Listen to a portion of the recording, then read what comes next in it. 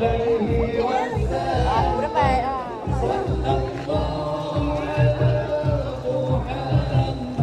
Pertama-tamanya saya memanjatkan syukur kehadrat Allah Subhanahu wa taala kerana pada tengah hari ini dapat bersama-sama hadir dalam suatu majlis yang cukup besar maknanya, iaitu majlis kenduri rakyat Aidul Adha yang dianjurkan oleh Perikatan Nasional Negeri Perak dengan sambutan yang agak luar biasa, kehadiran yang sebegitu ramai menunjukkan bahawa majlis ini amat berjaya sekali, dan saya ucapkan setinggi-tinggi tahniah pada pihak penganjur. Majlis ini diadakan sepada dengan sambutan Hari Raya Aidul Adha. Hari ini dan juga besok mungkin masih ada ramai yang terus menerus untuk mengerjakan ibadah korban.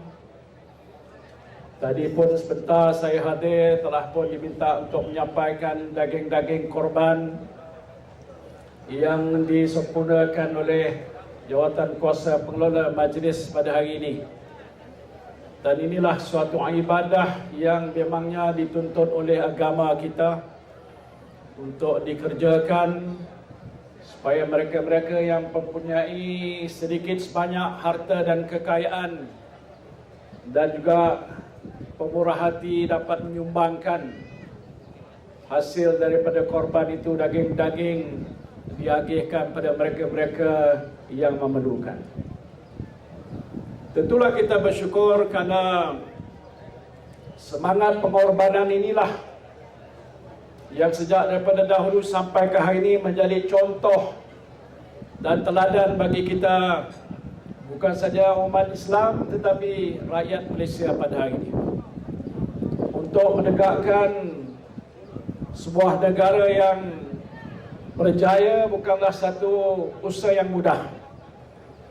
Untuk membina sebuah kerajaan yang beramanah dan bertanggungjawab juga bukanlah satu perkara yang mudah sekali.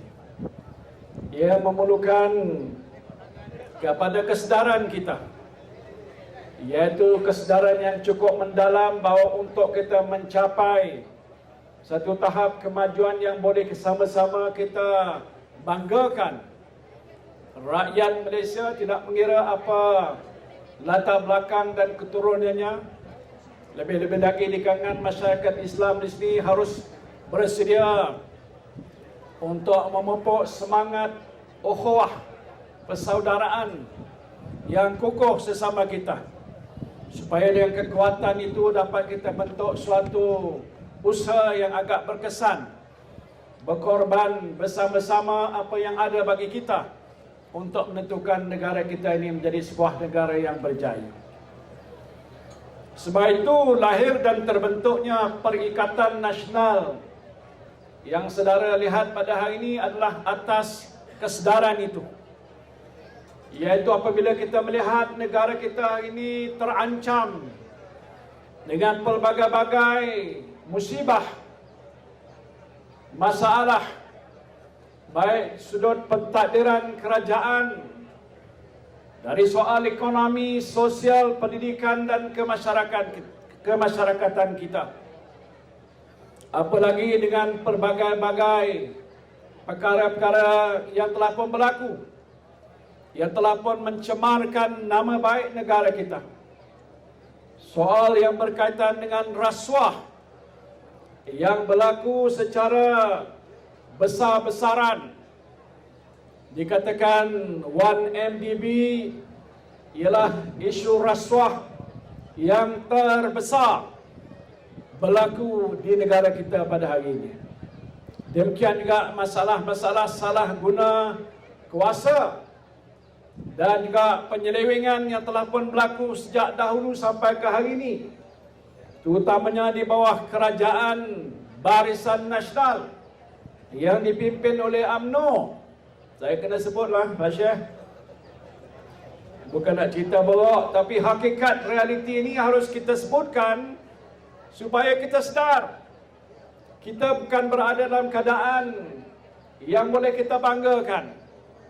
Saya sedar bahawa perkataan saya ini mungkin akan ditidakkan oleh pihak-pihak yang lain, seolah-olahnya kita tidak bersyukur kepada apa yang telah pun dikurniakan oleh Allah Subhanahu wa taala kepada negara kita Malaysia. Tidak sekali-kali. Tetapi penting dan perlu dalam Majlis Perikatan Nasional kita ulang balik. Kenapa lahirnya Perikatan Nasional? Apa tujuan dan objektifnya Perikatan Nasional? Banyak orang bertanya. Kerana mungkin mereka melihat bahawa bendera Perikatan Nasional sudah mula berkibar-kibar hampir di seluruh negara. Hari itu saya melancarkan program memperkenalkan Perikatan Nasional di Tanah Merah, Kelantan.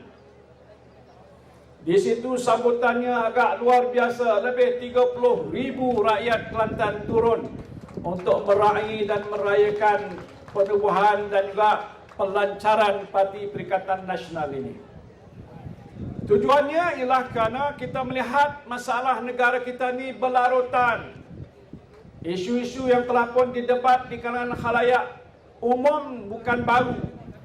Sudah beberapa tahun kebelakangan ini dan nampaknya macam tidak ada kesudahan. Malahan ramai di kalangan rakyat jelata yang sudah bosan.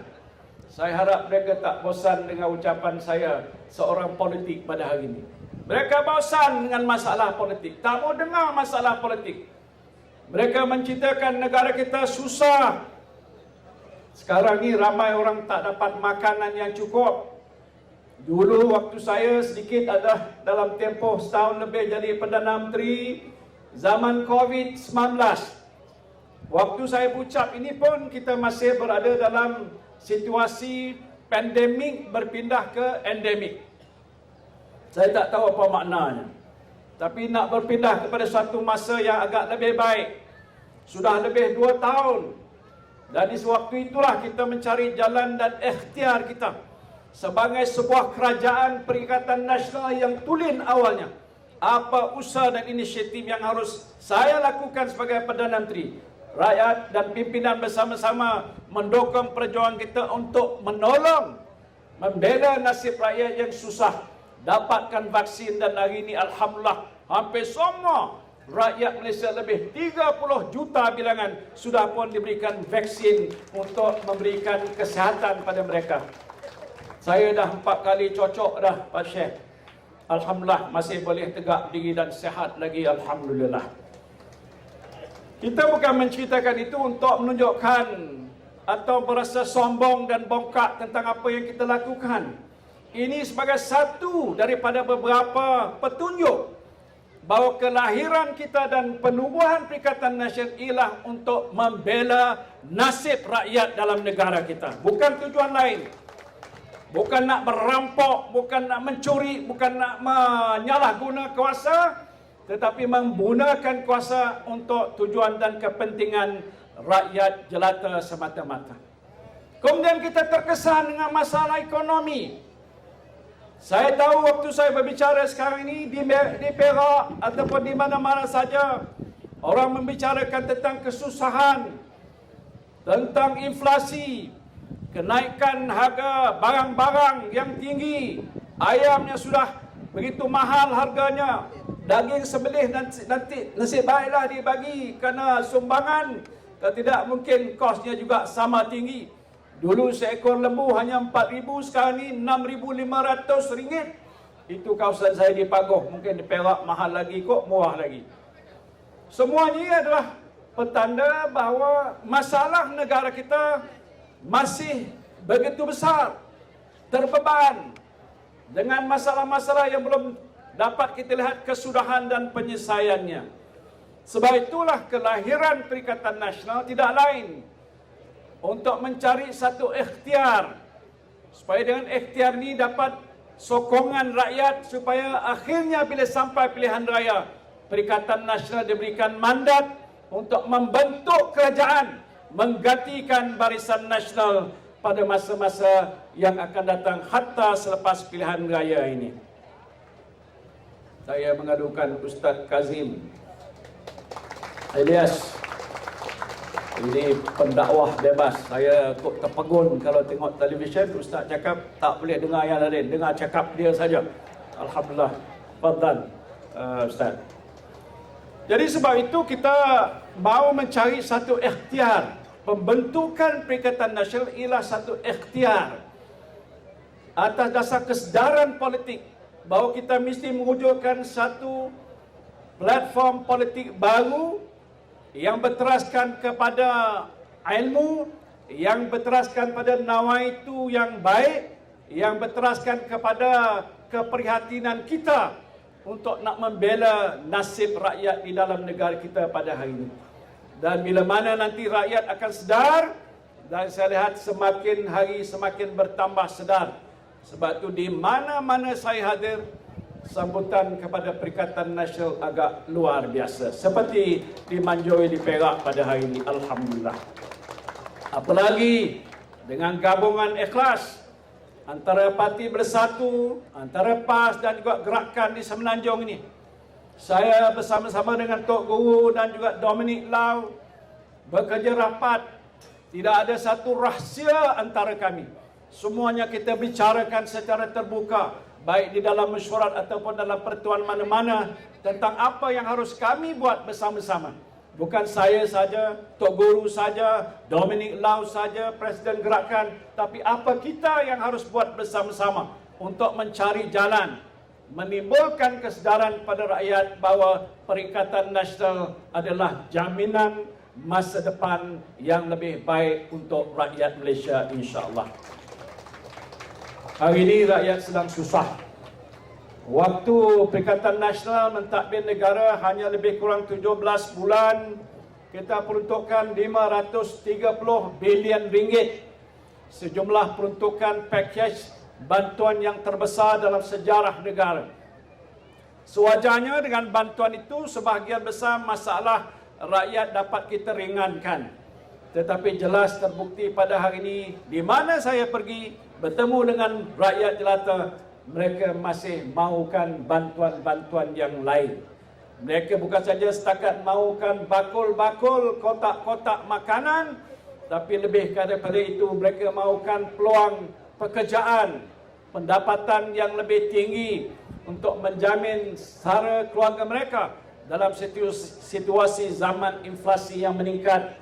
Dan saya nak memperingatkan bahawa daripada apa yang telah pun berlaku di hampir di seluruh dunia, situasi keadaan sebegini mungkin akan larut untuk beberapa tahun ataupun bulan ke hadapan ini. Jadi itulah saja yang saya nak sebutkan di sini.